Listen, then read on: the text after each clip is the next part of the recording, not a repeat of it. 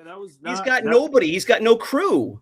I felt like I was watching something like what is it with these humanoids that are running around? I was like, is this a different movie? It did not feel like Star Wars. I felt like it did not. With the stupid thing on his eye. Get the hell out of here! I want to punch that guy in his face. And then Boba makes that joke. Oh, keep an eye on him. Oh, sorry. I just learned all this going in I can hang him upside down. I just learned that.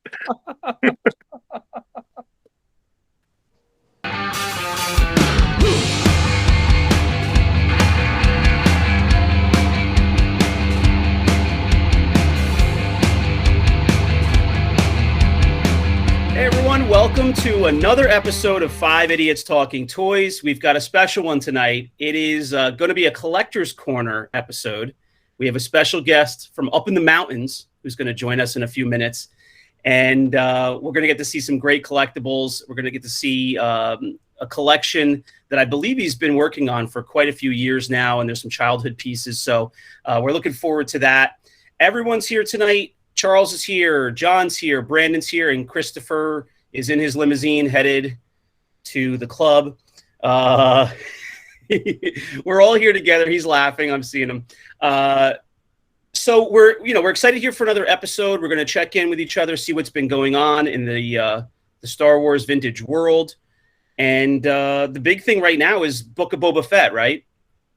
John, you've been on the negative side of it, and that's fair. A lot of people have been. It's been all over the map. We're going to have on our channel a wrap up of our thoughts of it. But just in general, have you enjoyed the new content at least? How has it been affecting the collecting hobby for you? Have you seen any trends that you want to speak to?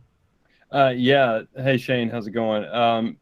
I have definitely seen some trends in the sales. I mean, Boba Fett's prices have skyrocketed. 21B, who would have thought that an $8 figure would be $25 now? You mean 8D8? I mean, yeah, 8D8, not 21B, 8D8. Who would have thought that an $8 figure would be $25 now? I mean, it's crazy. So I'm interested to see what other characters they're going to introduce that have vintage figures, and see what their prices are going to be. As for the show, I don't want to speak to the show until we do our wrap up. So, right. Brandon, you have been you've been pretty positive on the show, and you've definitely mentioned a couple of characters that we've seen already that you were excited about. We're now a handful of episodes in. What have you seen in the groups amongst the collectors that's definitely changed, in the past 3 weeks per se?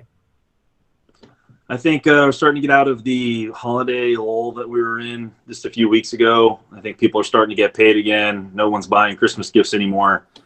I think people are starting to see that there's a resurgence of new characters and old characters on the show, and now people are trying to get their collections where they need to be to keep up with the times and get those 8D8s and get those Gamorrean guards and Jabbas and Bobas and all sorts of stuff. So I think people are starting to pick back up again where they left off and start to collect after the holidays. Yeah, that's a really good point. The holidays, just flew by, but we did see a lull there as collector sellers. We kind of just automatically have our finger on the pulse of what the waves are at the moment, whether people are buying, whether they're kind of holding still. And we had a good 3 weeks there, which is a short period of time, in the big picture, but we're all, posting things up weekly. And so we saw that lull, and boy, if there was anything that could have flipped the switch on that, it's a brand new, Star Wars series. Say what you want about the series, but it has totally flipped everything 360 and or 180, whatever you want to say. And people are buying like crazy, and the prices of certain figures are skyrocketing. Charles, what have you seen? I think you kind of agree with that, right? Yeah, for sure. I was swimming in the negativity pool. I have swam out of that pool. I'm on a float now with a lemonade. I am on the other side Missed Would the you call it positive. a lazy river? Is that where you're at right now? No, not a lazy river. I'm near the palm trees. The sun is beating down. I'm in Mr. Positivity land now. Most of the stuff that has went up is probably, some of the Boba Fett stuff, but the high grade, like 90 grade stuff has been ridiculous. I saw one go for a 90 plus Taiwan Fett, $14.25. $14.25. That's a good price. That's a real good price. Yeah, it's pretty good. No. $1,425. We did see that. We definitely discussed it. And for we've talked about grading plenty on the show. For the folks who don't know, there really is a huge difference in the steps of grades. So you're going to be at one price point with a 75, then an 80 plus steps you up again. Once you hit that 85 mark, it really is a jump in price on any figure. It's all relative, but Charles is talking about a 90 or 90 plus. Boy, the difference, it's like, exponential. The difference between an 85 and a 90 or a 90 plus is, double the price basically from an 85 to a 90 plus. So yeah. we've really seen that. 90 plus is not easy to get. So yeah. So if it's a figure somebody wants and they want a nice figure and then it's got that plus on it on top of it, people will pay right now because they know that it's really hard to come by. And at the same time, because of the show, you've got people selling because the show's out. They're trying to take advantage of a piece that they had been thinking about selling or they need to sell. So it works both ways. Christopher's in the limo. He's got a bottle of Veuve Clicquot. Chris, what have you seen this past week? What's new in the world for you? Same thing, pretty much. Lots of requests for the figures that we are seeing.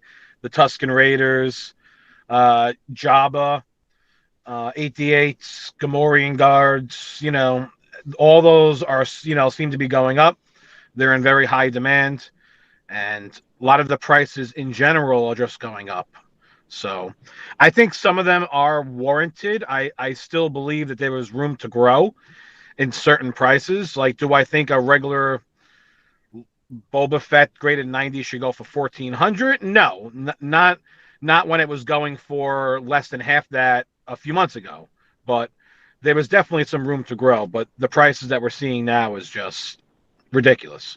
I have a thought about the show. I'm going to throw this one thought out there because you mentioned Gamorrean Guards and it's just a one-off. But is anybody else bothered by the fact that the new Gamorrean Guards, in this show, are basically just fat guys who are painted green? Like, the original Gamorrean Guards had a look to them. They had a body type. They had the fur on them. These are supposed to be the same Gamorrean Guards that worked for Jabba. What are they? They're just fat guys with green paint. I don't like them. I actually really want to answer that question, but John Walden is biting his lips over there, so I'm going to let him go first. Really, it's just one thing of many things that I have a problem with the show. And again, I don't want to get into it until we get into our wrap up. But yeah, that's all I'm going to say, and I'm going to bite my lips some more. Shane, the negativity meter, where's it going now? Is it away from me and onto John? Oh, the negativity meter is like full effing force in the John Walden camp. It's like pinning red on the RPMs. John is the new negative Nancy / Debbie downtown. Good. I'll take it. I gave it away. Yeah. It's been a changing of the guards.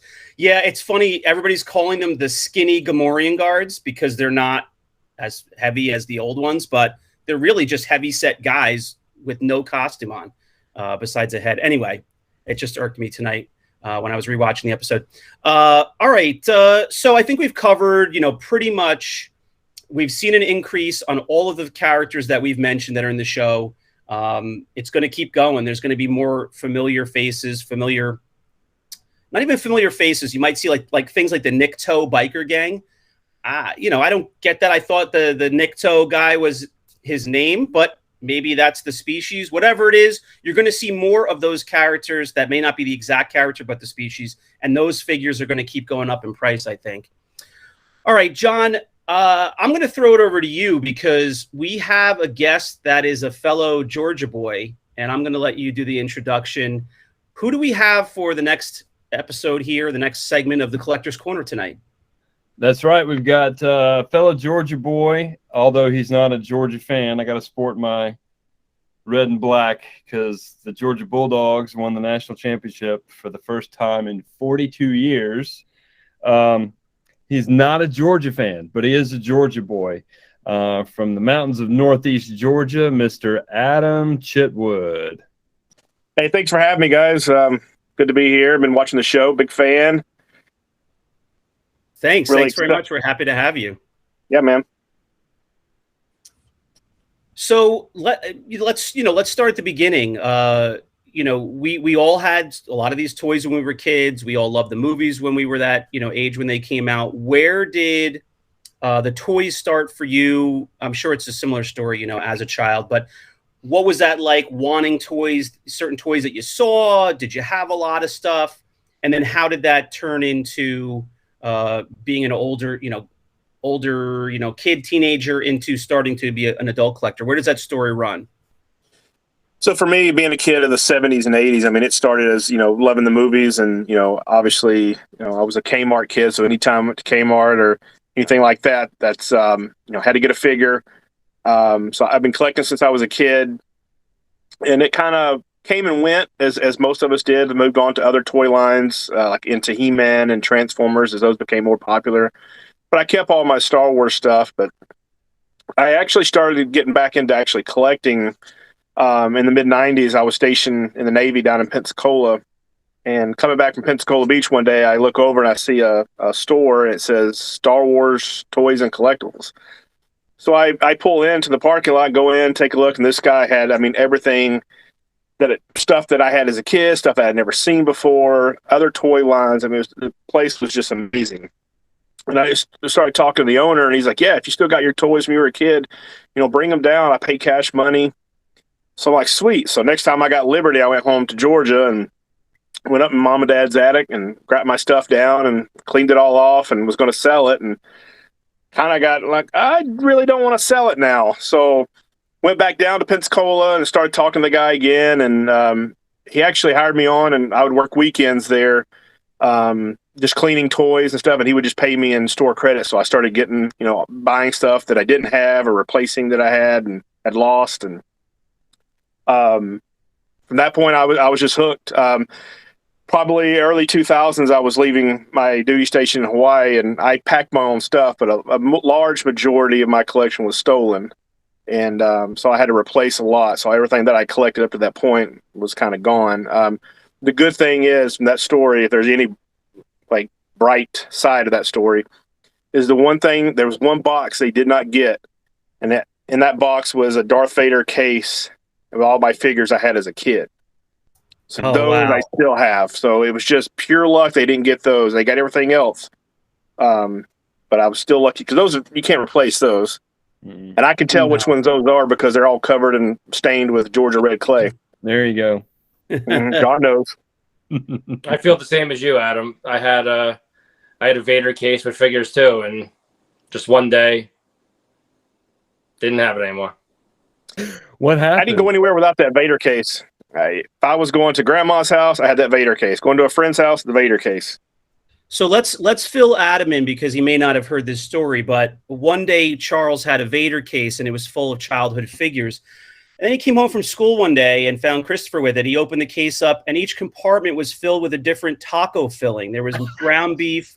One compartment had shredded cheese in it. There was lettuce. There was pico de gallo in the little weapons accessory slot. Oh, that's hard to get out too. $50, a whole box full of stuff. $50. And that's, I mean, the most prevalent story is my story. At some point, my mom decided I didn't need them anymore and threw them out while I was, at school. But I mean, we've heard that before of people taking their childhood figures and ships and stuff and selling them at some point when they were, probably pretty low. So you got a story that we wish we all had, that you were smart enough. You walked into the store to possibly sell them, and you were smart enough to keep them and actually go the other direction. So good on you. Yeah, and so when you were stationed in Hawaii, did you have your whole collection with you when you went? I did. It wasn't that big. It's not nowhere near as big as it was today. I had like a little walk-in closet that I had there on base housing that I kind of had some shelves in there and kind of put everything up. It was mainly just loose figures and some loose ships. Okay. Would you have any short Vs or V5s back then? Oh yeah, I had probably 100 V5s. I mean, those were so common back then. So it's like when we had Zen on the show, and he's telling us how he used to have 47 vinyl Cape Jawas, and not that we don't believe him, but it was like we couldn't even process the fact that he just happened to have all these early Jawas, and he still has, I don't know, one or two, but they were all lost at some point at his mother's house as well. You ever notice, though, that every kid or friend you ever talk to, and they see your Star Wars collection, this happens to me all the time. Oh, yeah, I had all these figures when I was a kid. I had the Boba Fett that had a firing rocket pack. I'm like, no, you didn't. Oh, yeah. I'm like, no, you didn't. And I explained to them that only, a handful is.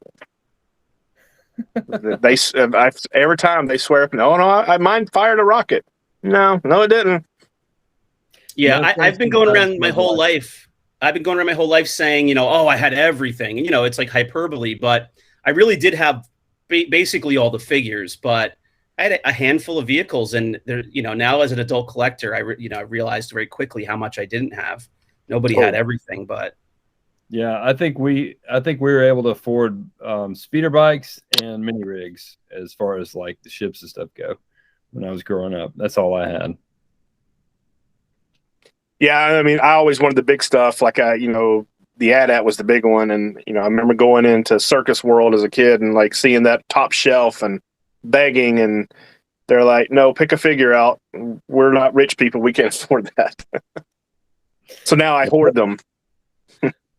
I remember Circus World very well. I think I got my Cylon Raider there. The reason why there's no rocket firing Boba Fett, I got my Cylon Raider there. And I also got the $6 Million Man Bigfoot from there. Do you remember that one? Oh yeah, I do. Sure. Yeah, I think that was a birthday money trip to Circus World. All right, so Adam, let's dive in. We're dying to see what you got there. I think we've talked before, and you said that you're pretty big on a couple of major areas of collecting. You at this point, again, as an adult collector who's put a lot of time and money and effort into it, you have a lot of mocks, you have some box stuff, some vehicles, and certainly some loose stuff. So feel free, please. Let's start taking a little tour of what you got. We'd love to see. Sure, no problem. We can start off big if we want to. We can start off with this. This is kind of one of my prized possessions. Ooh. And that lovely box that I got this from one of Mike's auctions, online auctions, probably about a year ago, I guess. And it was just loose, but it was complete. And I wound up getting the box off eBay in a bidding war and paid, I want to say around $600 just for the box. So, Charles is wondering if he purchased his pants in the boys section right now. They're a little tight. I was in the bidding war with you, but I was a very lower bidder. I think I had a max buy of like $300 or something. Yeah, I felt disgusting after I paid for it, but I'm like, you know what? I've got it. I'm done with it. You can't find it? No. That was the last one I've seen. It's been a year. So I mentioned earlier I collect AT-ATs. So I've kind of hoarded them because I never could get one as a kid. So I've kind of got, several of those. And, of course, be sure to spay and neuter your tauntauns or they'll get out of control like mine are. They're just reproducing. And then kind of some more. And that one right there is it's factory sealed, never been opened. Now, why does it look like they're all eating out of the same dish right now? Is that like... No, they're about to open a can of whoop ass on those Ewoks. Oh, okay. All right. Worlds are colliding. The killer bears are about to meet their fate. But yeah, I started off, collecting just the loose stuff. I wanted to get all the figures. I'm a collectionist. So I wanted to get, a complete figure of each of, everything, especially the last 17, because by the time the last 17 came out, I'd already moved on to He-Man or Transformers or whatever else it was. So I never, got into those as a kid playing with them. Hey, Rancors, those should be going up in value, I would hope. I've already seen a price difference in those. Really? Asking price anyway.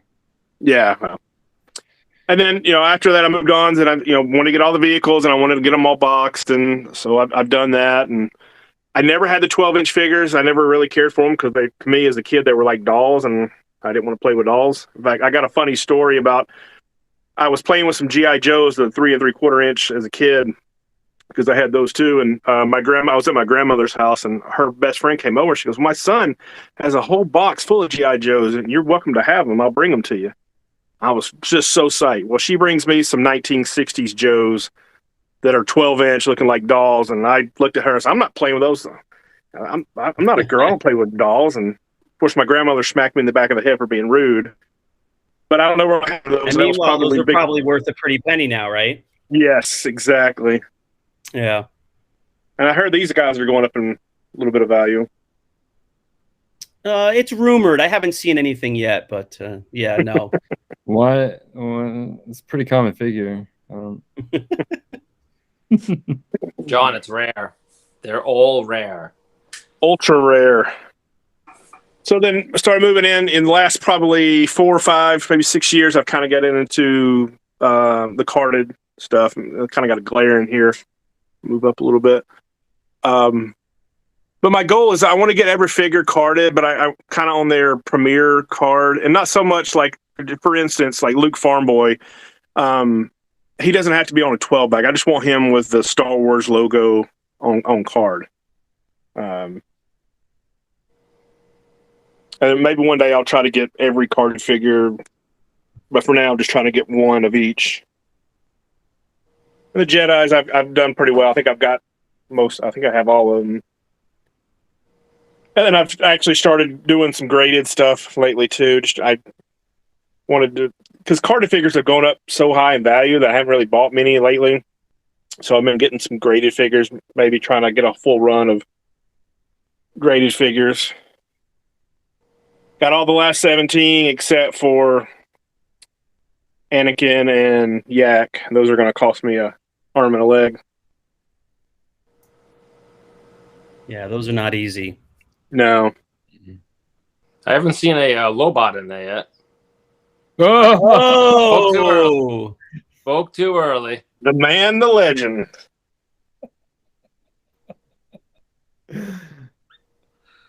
He was Adam, best what's your 4-star, I thought. What's your favorite carded figure in there?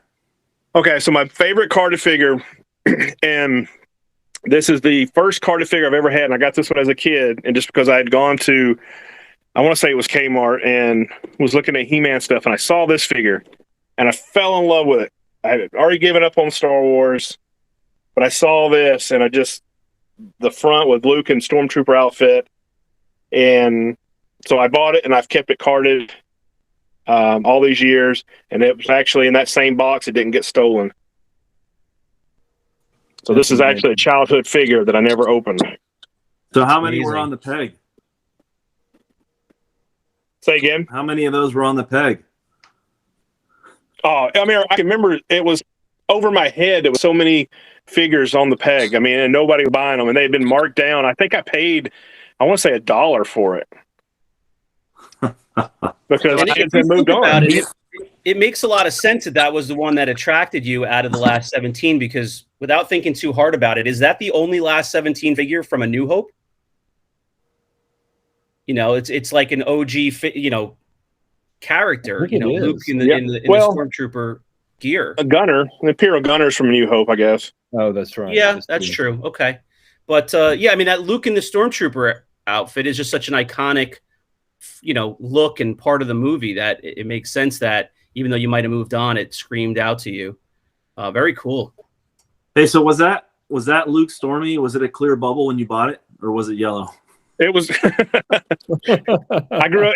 It was clear. I grew up in a smoking home, so it yellowed at my house.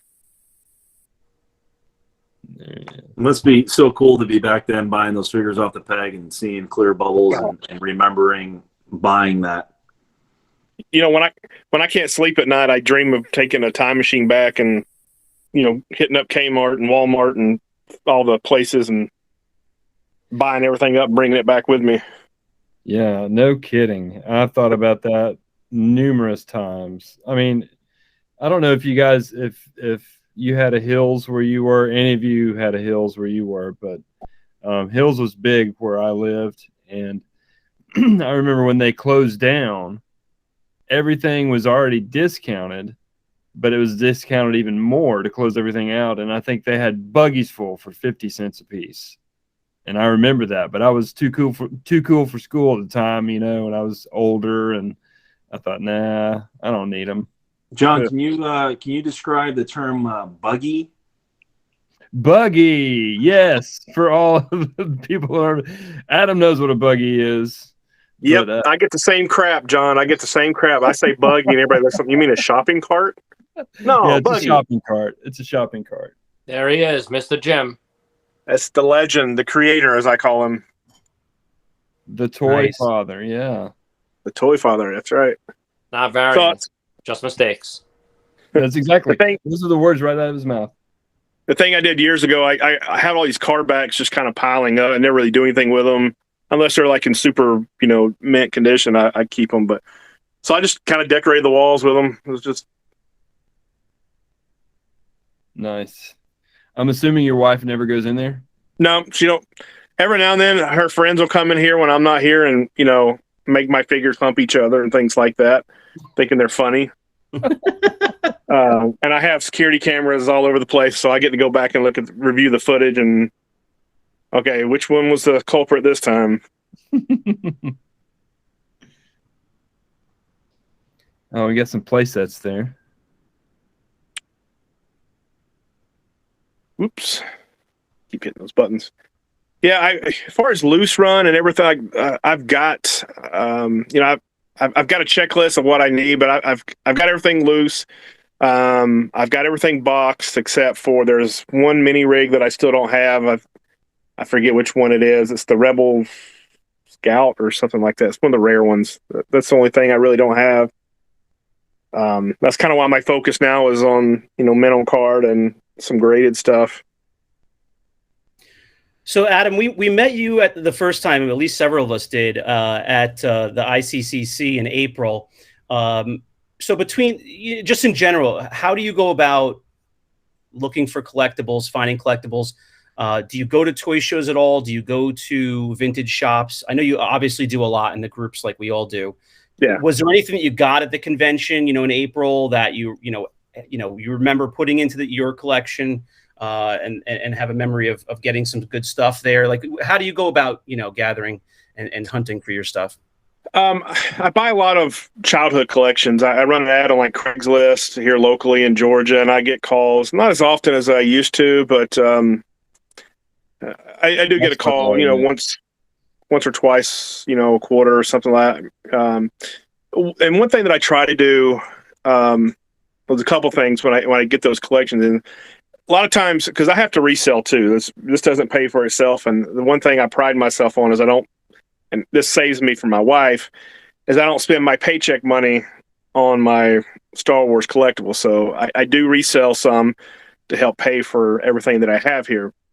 But when I do buy childhood collections, I do try to take, even if it's just a couple of stormtroopers or something like that, and even though I've got plenty, I put them in my collection. So I may sell, you know, 80% of that collection off, but I do put pieces of their collection into the museum, as I like to call it.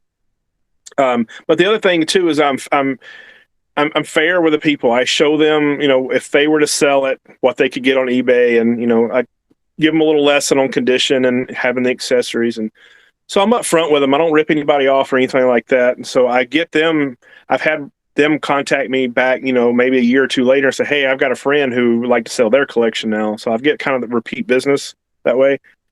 And I mean, the stuff I pay, you know, I would say the highest dollar for it, but I pay really good for it, and it keeps going up. So it's a win-win when I do that. But yeah, I go to shows if they're local. Usually I don't travel a whole lot except for ICC. That was the first one that I've gone to that was out of state. And every now and then, if we're shopping with a wife, like in Blue Ridge or LJ or somewhere up in the mountains and stuff, they got the little antique shops and stuff. I'll go in, see if I can snag some vintage stuff. Every now and then I get lucky. Garage sales, I hate garage sales every weekend, but it's very, very rare that you find any of this stuff at garage sales anymore. Yeah, that's one of the things I think about. You talk about a time machine and buying the stuff, buying the stuff new.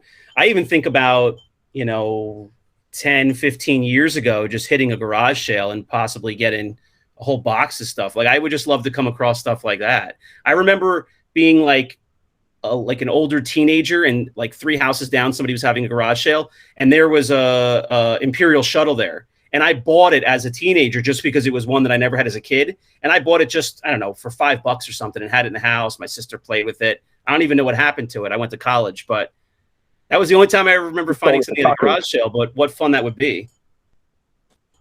You traded it for tacos when you were at college.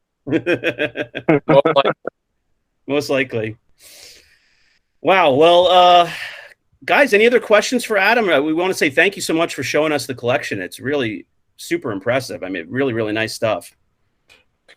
Yeah, and any new collectors out there, if I was kind of thinking about this today, what advice to give to like new collectors, and 3 things kind of came to mind. One, have fun with it. I mean, it is toys, and we may not still play with them. Well, sometimes I do, but don't tell anybody. But have fun with it. It's toys. It's stuff from your childhood. It's supposed to bring joy and stuff like that. And 2, ask questions. I mean, there's a lot to learn, and there's a lot of good sites on Facebook with friendly collectors, and everyone's very eager for the most part to help new people out to learn. And then the 3rd thing, and this is the big one that I've had to learn the hard lesson, is if you're on the fence of buying something, buy it, because it's only going to go up in value. I just don't see the market dropping on this stuff in the near future, not for at least another 20 years, until we start getting to the age of where we're retiring and selling our homes and moving off. Kind of what the vintage GI Joes did from the 60s. That stuff hit their peak, and then all those people that had those as a kid, they've kind of retired and moved on, and that's kind of stuff's kind of gone down in value. Yeah, I did that the other day myself. I saw something on eBay, and I thought, that's a pretty good deal. I'm going to make them an offer just for kicks, and made him an offer, waited around to get a response from the offer, and then somebody bought it. So yeah, if you think it's a good deal already, go ahead and get it. You know, like you said, it's only going to go up in value. Yeah, some of the minnow cards that, like, especially the first, some of those first 12 and stuff that I wish I had bought, a couple of years ago. I mean, you're going to pay $1,000 for those easily now, especially you're looking at Han, Luke, Leia. Forget about it. That's something we deal with as collectors on a regular basis. I'm sure you guys would all agree. You see something that you want, or you think of something that will fill a hole in the collection that you like, and you sit there and you struggle and you say, stuff is kind of high right now. Like, right, we just talked about the Boba Fett, the show effect on the whole, vintage line. You wonder, like, is it a little high now? Should I wait? And you don't know when, if it's going to dip. It's a good time. And like you said, for the most part, it keeps going up. So you might be able to pick a spot here or there, but it's not easy. It's like the stock market. You don't know the perfect time to buy. If you have an opportunity to buy something and you see it and you see the quality of it, you're right. You probably want to just grab it. The truth is that Star Wars has actually outdone the stock market in the last 20 years. The stuff just keeps going up, whether people, want to believe it, whether it's warranted or not. The more and more content they put out, the more it's going to keep going up. More people are investing into this stuff, maybe not collectors like us, but investors, people who have a lot of money. They're buying these big ticket items and they're saving it and holding on to it. So, it's not crazy to think that this stuff will just keep going up. Yeah, and Christopher would know. He's over there in the boiler room. He just got off with an old lady, sold her a whole bunch of penny stock. I mean, he's been crunching the numbers all day on this. Always crunching numbers over here in my lab. That's all I do. I spend hours and hours in my lab over here. All right, guys. Well, this was a fun one. We're happy to have Adam as a newer friend of the show. I know you said you've been watching some of the episodes. We appreciate it. We've all kind of known each other as fellow collectors for some time. So just really thank you for joining us. Thank you for sharing the collection. Anytime somebody like yourself shares, what they've worked so hard on, and we know it's special to you, it means a big deal to you. And so to kind of get a look into that and see what things you've worked on is really fun. Yeah, appreciate it. Thanks for having me. And like I said, big fan. And you guys let me know when y'all want to change it to 6 idiots. I'm right there. Thank you. Well, yeah. John, go ahead. Looks like you have something. Oh, I was just going to say thanks again, Adam. And I think now, correct me if I'm wrong. Did I meet you in a Home Depot parking lot in Dalton, Georgia a couple years ago and sell you a Y-wing in a box? Was that you? That was you? Yeah, that was me. I didn't remember that being you, but I remember getting a Y-wing in the box up in Dalton. Yeah. Yeah, that was me. I thought that was you. I couldn't remember. I didn't want to say anything, but yeah. Here's the He was question. in a trench coat, Here's the question. and it was kind of I was dark. not in a trench coat. Who ripped off who? Adam ripped me off. Yeah. What? No. No, he didn't. It was a fair I pulled a trade. gun on him. I was, give me the Y-wing. Do you still have it? I do not. Hey, that's what it's all about, man. That's what it's all about. You got to flip it, right? The funny thing is, somebody bought it at the IC in the room sale. Oh, okay. Yeah. If I just held on to it for another year. John, didn't you buy a boxed X-Wing in a room sale at ICC? That was probably you. That's funny, guys. Small world. Yeah, it's crazy. But thanks again for sharing your collection and everything. We appreciate it. And we're looking John, do forward you to still it. have that trench coat? I don't have a trench coat. Shame. Yeah, he was out there in the Home Depot parking lot flashing people. He had nothing on underneath it. Just a trench coat and hairy legs. That's all you saw. That's all I saw. All right, guys, let's wrap this one up. Adam, thank you once again for joining us. Adam Chitwood, everybody from the mountains of Georgia, supposedly. And just thanks again for joining us. Everybody, please subscribe to the channel. Follow us on the socials. We're on Facebook. We're on Instagram. And if you want to collect with us, rogue5toys.com. Christopher just threw a video up today. Now it'll be a couple days back by the time you see this, of unboxing of 100 mocks that he has. So go check that out. Those are going to be available. Some of those are going to be available for sale soon. So we're all kind of having fun checking out those carded figures and chatting about those. So come hang out with us on Rogue 5 Toys and have some fun. Guys, once again, another fun episode. Thanks very much for hanging out with me, and I'm happy to be here with you guys. Yeah, same. Yep. Thanks, Adam. And enjoy that terrible pizza in Georgia. All right, everyone. Good night.